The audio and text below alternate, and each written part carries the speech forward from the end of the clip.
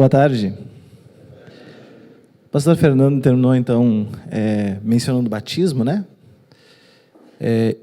Mais de uma vez foi falado, ao longo desse simpósio, sobre esse detalhe.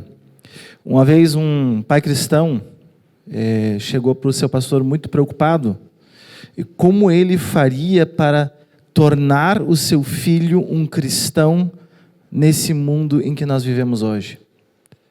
O pastor o consolou, lembrando-o de que ele não precisava tornar o seu filho um cristão. O seu filho já era um cristão, porque ele é batizado. O pastor Francis lembrou isso ontem, quando ele falou que ser cristão é algo recebido por graça, que precisa ser aprendido, mas recebido por graça. O pastor Max também falou hoje de manhã, lendo a carta de Pedro. Ela fala sobre crescer no conhecimento e na graça de Deus. O conhecimento é algo aprendido conforme você vai se aprofundando no conhecimento da fé. Mas a graça é recebida. Como diz lá no próprio texto de Pedro, pela água, através da palavra. Água e palavra, batismo. O professor Anselmo também lembrou que a educação cristã é uma combinação de conhecimento e convicção, sendo que essa convicção, a fé que nós recebemos no batismo, ela é pressuposta.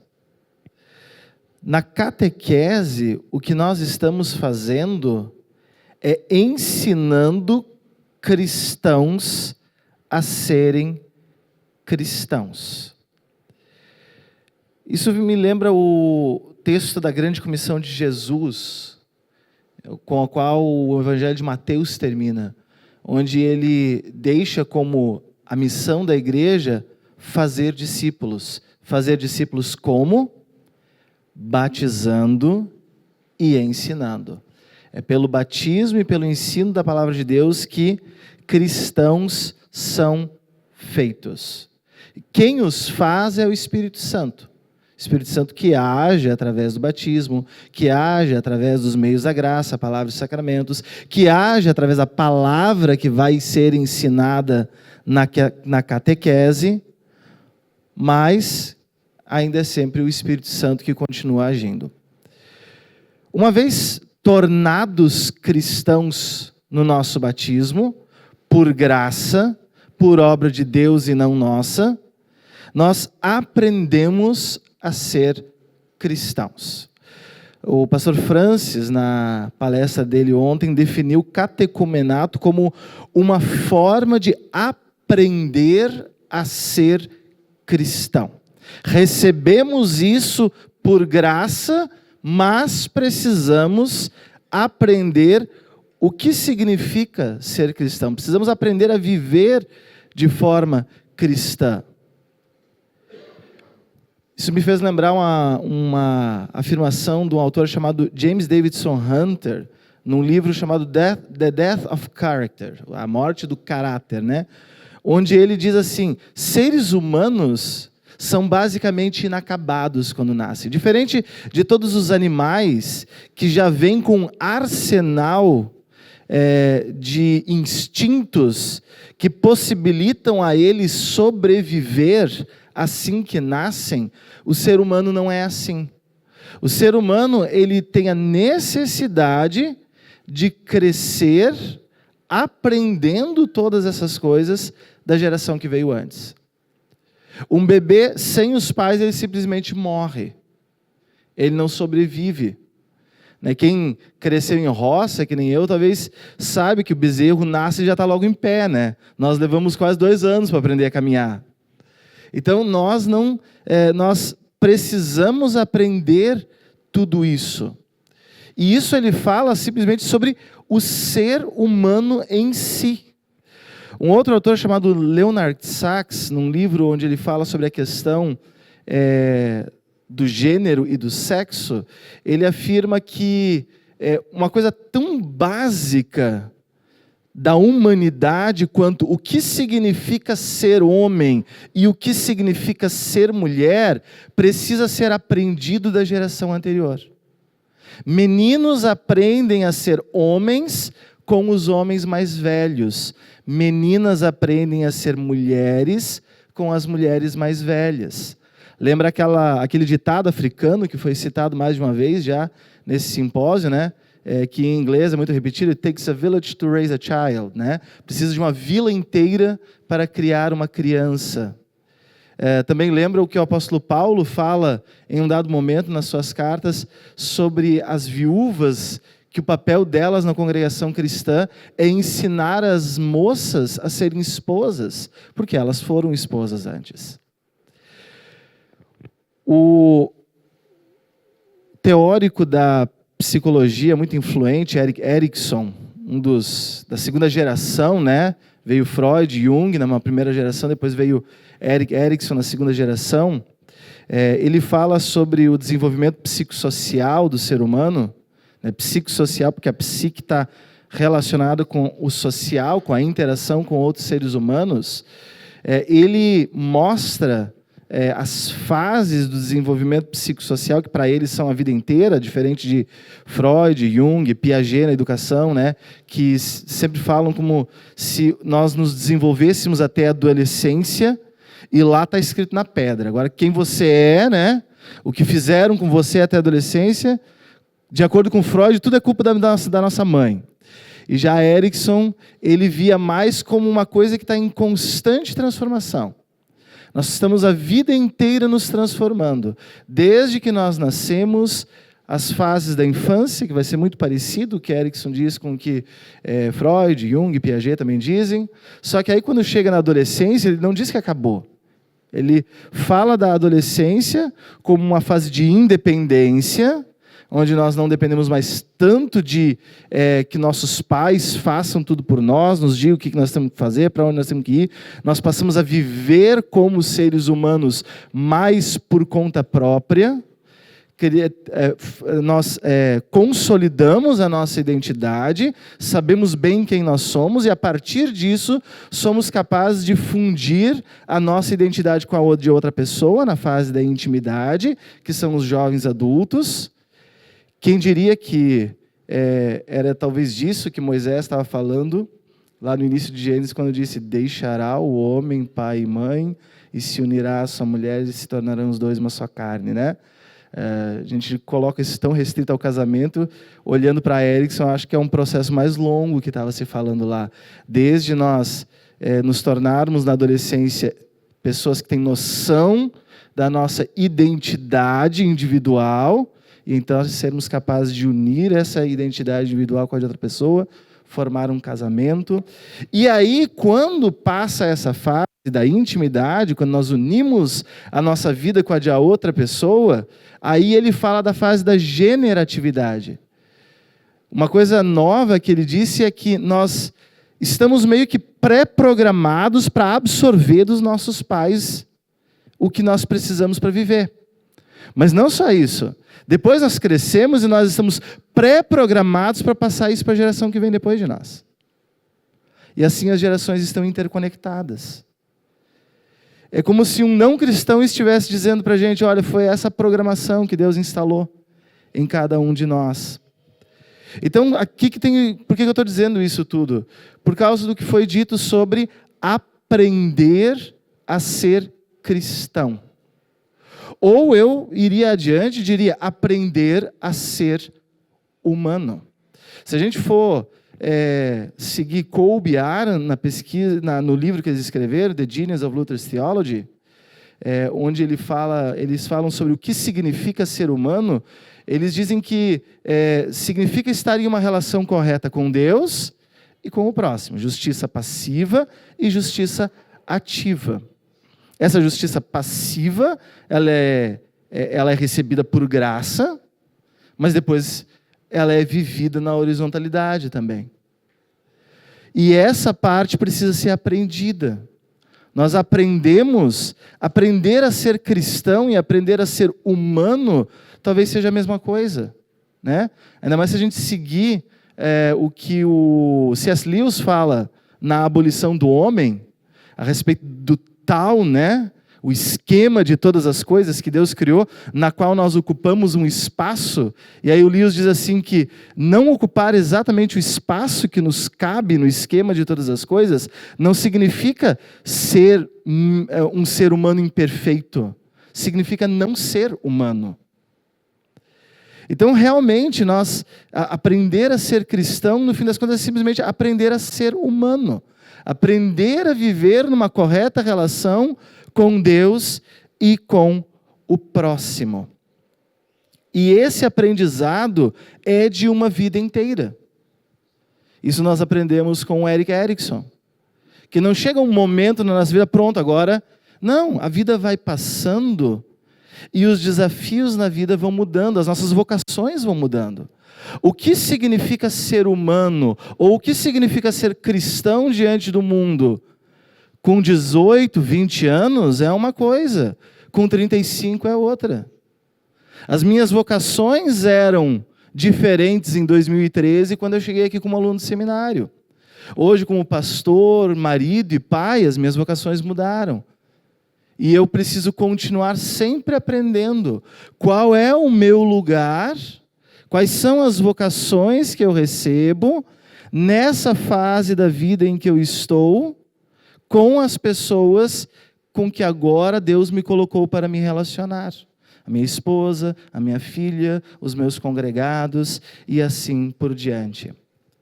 Por isso o que o professor Prunzio falou para nós ontem, sobre o catecismo como um companheiro vitalício de vida é tão importante. Não dá para dizer que quando terminou a fase do ensino confirmatório, é jogar o livrinho azul no rio. Acabou, passamos por tudo. Não, a gente vai continuar vivendo. E quando vierem as novas vocações da vida, nós vamos ter que voltar para o catecismo e redescobrir o que significa ser cristão diante do próximo nessa nova condição e nessa nova realidade de vida na qual nós fomos colocados. Como Lutero disse que ele se via um eterno aluno do catecismo. Sou doutor, instruído como melhor dá para ser, mas todos os dias eu volto e revejo o catecismo. Como o pastor Max falou hoje de manhã, né? Go back to the basis. Volte ao básico. Porque a vida é tão complexa que de vez em quando a gente precisa voltar ao básico. Lembro muito do professor Linden nas aulas falando, né? O óbvio precisa ser dito para continuar sendo óbvio. Isso também significa voltar ao catecismo, voltar ao básico, voltar ao que às vezes a gente acha que é óbvio, mas nem é tão óbvio assim. Por isso precisa continuar sendo dito. Tudo isso talvez poderia nos fazer olhar para o próprio catecumenato de uma forma diferente, né? O que significa essa catequese, esse aprender? Eu sempre gosto de falar, quando eu começo uma turma nova de confirmação, eu vou para aquele texto de Mateus 28, né? Onde eu falo sobre os dois aspectos de como Deus faz discípulos, né? Batismo e ensino. Eu digo, batismo é uma vez na vida e abrange a nossa vida inteira. Só que o ensino já acompanha de novo a nossa vida inteira. Nós passamos o resto da nossa vida aprendendo a ser cristãos, ou aprendendo a ser humanos. E isso, por alguns, é chamado de discipulado. Talvez poderia ser visto como o próprio catecumenato. Nós somos catequizados ao longo da nossa vida inteira. A catequese é vitalícia. Eu acho que a gente já fala sobre isso quando a gente fala sobre educação cristã continuada. O que acontece depois que a catequese, depois que o ensino confirmatório acaba? Como continuar ensinando essas pessoas? Os nossos departamentos, às vezes, estão criticados na IELB, mas eu acho que eles nasceram com essa intenção, de que as pessoas tivessem um lugar onde elas continuassem sendo ensinadas. Elas saíam da instrução de confirmandos e iam para o departamento de jovens. Elas saíam do departamento de jovens e iam para leigos e servas. Se isso ainda é tão útil hoje como foi no passado, isso é toda uma outra conversa. Mas eu acho que a lógica estava ali. E é isso que a gente tanto tem falado sobre a necessidade de educação cristã continuada. Ou talvez descobrir que a catequese é pela vida inteira. Não talvez que nem o Constantino, como o pastor Francis nos lembrou ontem, né? Passar a vida inteira sendo catequizado para ser batizado só um pouquinho antes de morrer, né? Mas, como luteranos, nós somos batizados no início da nossa caminhada, somos cristãos, e a partir de então vivemos uma vida inteira de catecomenato ou discipulado, como quiserem chamar. Nosso tema desse simpósio foi ensino catequético ontem, hoje e amanhã. A gente olhou isso muito do ponto de vista da história da igreja, né? Como era no passado, como as coisas estão hoje e o que nós podemos vislumbrar para o futuro. Mas por que não trazer isso e aplicar isso ao indivíduo também? Ensino catequético ontem, hoje e amanhã. O que eu aprendi, o que eu estou aprendendo e o que eu vou aprender. Como Lutero, sermos permanentes alunos do catecismo. Isso também me fez dar um insight na hora que o pastor Francis trouxe aquele livro do Patient Ferment, né, o fermento paciente. Às vezes a gente quer resolver tudo muito rápido, né?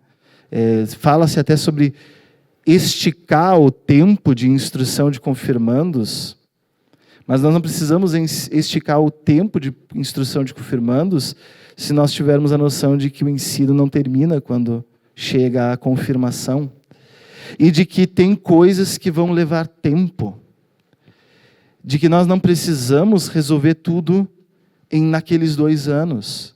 Que naqueles 2 anos nós vamos fazer uma exposição sistematizada, organizada da fé cristã, talvez organizar muitas coisas que a criança já aprendeu até ali, mas que depois disso ela vai continuar aprendendo. Os primeiros cristãos, eles recebiam o credo, que era a Bíblia resumida da forma mais resumida possível, porque as pessoas não tinham como ter uma Bíblia para levar. Hoje a gente tem o celular, é barato de conseguir, mas na época em que elas tinham que ser copiadas à mão, era caro e muitas pessoas nem sabiam ler. As pessoas não tinham Bíblias em casa. Aonde elas levariam a Bíblia? Na cabeça? Como é que elas fariam isso? Resume isso do jeito mais resumido que dá, em uma quantidade de palavras que dê para memorizar. As pessoas memorizavam o credo. Tinha tudo ali dentro, naquelas poucas palavras. Óbvio que não explicitamente, mas qual que era a ideia? Você vai memorizar isso agora na catequese, negócio da traditio e renditio, né? Você recebia isso, depois você tinha que devolver, recitando, né? Falando. Por quê? Porque você ia passar o resto da vida na igreja, ouvindo o pastor pregar, e ia botando carne naquele esqueleto do credo. E aprendendo mais, a coisa vai se expandindo, nós vamos passar a vida inteira aprendendo mais. O pastor Samuel também mostrou ontem, né, um quadro onde tinha, para as diferentes fases, como é que se passa a fé em diferença. Acho que foi o pastor Samuel, se eu não estou enganado. A ideia do fermento paciente, do Alan Kreider, que o pastor Francis trouxe, me fez lembrar também de uma coisa que o professor Sanches falava muito sobre uma forma diferente como a Igreja Católica resolve os problemas do que em comparação como nós resolvemos. A gente quer resolver tudo para ontem. A gente quer resolver os problemas imediatamente. E os católicos, às vezes, eles têm aquela ideia assim de que nós vamos começar a fazer uma coisa que vai ter um impacto na igreja, que vai trazer transformações, e quem sabe daqui a 200 anos, quando nenhum de nós mais estiver aqui, nós vamos chegar onde a gente planejou, nós vamos começar hoje. Ele dizia que a Igreja Católica tinha the long view of the church. Tipo, a igreja ainda vai estar aqui daqui a 200 anos, a não ser que Jesus volte, mas aí a gente não precisa mais se preocupar com isso de qualquer jeito, né? Mas se Jesus não voltar, então, por que a gente tem que resolver tudo para ontem? E assim também é na vida do cristão. Por que a gente tem que resolver tudo nos 2 anos da instrução? Nem é possível. Como é que você vai explicar para aqueles meninos de 12, 13 anos, o que significa ser pai e mãe. Você pode até dar umas ideias, semear uma base, mas a hora que ele vai realmente aprender é quando tiver um bebê recém-nascido chorando no colo deles, e aí o pastor vem e volta a lembrar ele o que significa ser pai, o que significa ser mãe. Duas coisas, talvez, de tudo isso que nós ouvimos ao longo desses 2 dias, para a gente manter em mente aonde que nós talvez poderíamos estar voltando o nosso olhar e voltando o nosso foco. Tem mais, mas 2 eu queria destacar, que nós poderíamos voltar o nosso foco para isso como potenciais para melhoramento. O primeiro é aquele que já foi tantas e tantas vezes falado, o professor Selma até falou hoje de manhã, deveria ser a palavra mais repetida desse simpósio: família. Quando se fala sobre a grande importância da família nesse processo de educação cristã, de aprender o que significa ser humano diante de Deus e diante do próximo. Quando se fala sobre a importância do papel dos pais na catequese, muitas vezes a ideia que se tem é envolver ativamente os pais na instrução de confirmandos. O que muitos já fizeram e tem o seu mérito, pode até ser útil em alguns contextos, isso vai depender de onde, quantos alunos você tem e quem são esses alunos e tudo mais. Tem um livro sobre instrução de confirmandos, Confirmation Basics, da LCMS, onde tem alguns modelos diferentes, né, sugerindo possibilidades de como fazer a instrução de confirmandos. Tem 2 lá que são envolvendo a família. Mas eu acho que não é bem disso que a gente está falando quando a gente fala da importância dos pais nesse processo de formação, né? Formação e não só informação, como também foi repetido várias vezes aqui. Não é só envolver ativamente os pais no processo de instrução de confirmandos, mas é o que eles fizeram em todos aqueles anos até chegar lá. Quando é que começa a catequese de um cristão? Na fonte batismal. Dali os pais vão levar aquele bebê para casa. Aí o Erickson vai nos dizer que a primeira coisa que a gente desenvolve na criança é a confiança, a fé, dentro do relacionamento do bebê com os seus pais. E aí ele vai crescendo e vai desenvolvendo-se intelectualmente, vai tendo cada vez mais possibilidade. Primeiro aprender algumas histórias bíblicas simples, algumas orações, coisas básicas como Jesus me ama, eu sou filho de Deus, até chegar, vai ficando maiorzinho, vai tendo noção das histórias bíblicas, né? Para não acontecer que nem aconteceu comigo uma vez, que fui usar a história de José do Egito numa aula de confirmação para ilustrar um ponto. Aí eu descobri que eu tinha que contar a história de José no Egito primeiro, né? Porque eles nem sabiam do que eu estava falando, né? Se os pais fizeram uma boa construção até chegar na instrução de confirmandos, para aquilo que eu falei assim, o papel do pastor é pegar o que eles aprenderam em casa, com os pais, nas historinhas na beira da cama todas as noites, na escola dominical enquanto estava crescendo, e organizar isso. Eu não estou aqui ignorando o fato de que muitos dos nossos alunos de confirmando nem são de famílias cristãs hoje em dia. E aí são casos diferentes, nossos colegas muito bem já falaram sobre isso. Mas quando eu digo que nós precisamos investir nos pais, eu não estou falando tanto de que eu estou preocupado com os pais de cada uma das crianças que está na igreja, porque eu sei que nem todas as crianças que estão na igreja talvez tenham os pais para eu contar com eles. Eu estou falando daqueles que são pais na nossa igreja, eles com os seus filhos, para que esses com os seus filhos possam cumprir o papel que Deus lhes deu. Uma das grandes descobertas que o Christian Smith fez naquele estudo que o Samuel trouxe ontem, além de que nós somos moralistas terapêuticos deístas, né, é de que os pais continuam sendo a principal influência na fé dos seus filhos. E, inclusive, se você olha para a pesquisa do Erickson, você entende por quê. nós estamos pré-programados a absorver isso dos nossos pais e passar isso para os nossos filhos.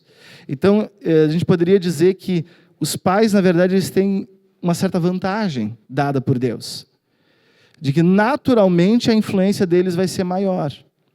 Só que podem acontecer duas coisas. Uma, o Christian Smith menciona no livro dele, que a fé que os pais estão passando para os filhos não é a que eles queriam estar passando.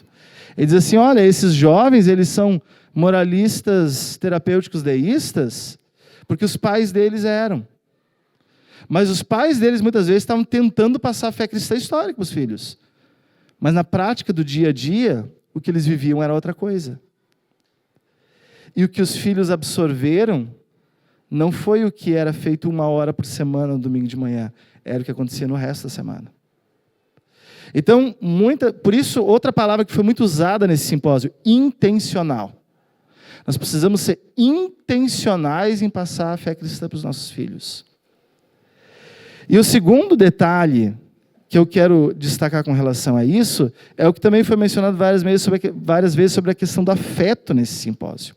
O professor Anselmo trouxe ilustrado aqui hoje de manhã, mostrando o cérebro, que na parte mais externa é que está a questão do intelecto, das informações, do conhecimento. A parte emocional e afetiva ela é mais básica. Ela está lá fazendo vizinhança com a parte primitiva, né? Aquela que faz a gente respirar, o coração bater. Logo depois daquilo vem o intelecto. Um autor que precisava ser mais lido por nós, chamado James K. A. Smith, escreveu uma trilogia de livros chamado Cultural Liturgies. Ele fala muito sobre isso. Ao contrário do que a maioria das pessoas pensam, que repetição é uma coisa que traz tédio e atrapalha na igreja, é isso que, na verdade, forma as pessoas. Repetição. É isso que o mundo está usando. Por isso que ele fala das liturgias culturais. De que, na verdade, a nossa cultura está cheia de liturgias que formam a nossa visão do que é uma vida boa. Ou, para usar a linguagem que eu estou usando aqui, uma visão do que significa ser humano. Isso vem através de merchandising, o que se vê nas redes sociais e tantas outras coisas. A vida está cheia de repetições, que pelo repetir, moldam, formam, como diz lá em Romanos 12:2, né? Não se conformem com esse mundo, não deixem esse mundo ser um molde que vai dar forma para vocês. Por isso, aquilo que o professor Max falou hoje de manhã sobre os rituais é tão importante. Rituais são repetições intencionais com um fim pretendido. E aí vem talvez toda uma questão tocando a parte das discussões litúrgicas que a gente está tendo hoje em dia. Sim, nós temos uma belíssima herança litúrgica que visa nos formar numa direção específica, mas não é repetição pela repetição. É repetição intencional para formar a gente. Formar no âmago. O James K. Smith ele vai dizer isso, nós não somos, em inglês ele diz assim, nós não somos thinking things, nós não somos coisas pensantes. Antes de sermos coisas pensantes, nós somos loving things, coisas que amam. Nós somos mais moldados e movidos na nossa vida pelo que a gente ama ou gosta, aprecia, do que pelo que a gente entende. É por isso que as pessoas podem ir para um estudo bíblico e entender perfeitamente o que foi explicado e ainda assim agir de uma forma completamente contrária. Porque o afeto delas está moldado. Aí vem o Starovsky de novo, né? O afeto precede o intelecto. Então, nós não estamos aqui para trazer respostas para isso, e o meu tempo acabou, então eu também não vou trazer resposta nenhuma, já que eu não tenho mais tempo para falar nada. Mas duas coisas, talvez, para nós pensarmos mais a respeito e continuarmos avançando nessa nossa caminhada. O papel dos pais e o papel do afeto. E aí envolvendo toda essa questão das liturgias, rituais, né, que moldam o nosso afeto. Ensinar a próxima geração catequese é ensinar a próxima geração o que significa ser humano. E eu vou adiante do que o ditado diz lá, que isso é trabalho de uma vila inteira e trabalho para uma vida inteira. Porque nós continuamos sendo formados da fonte batismal ao túmulo. Eu encerro por aqui e entrego para o meu colega Jorge a próxima parte.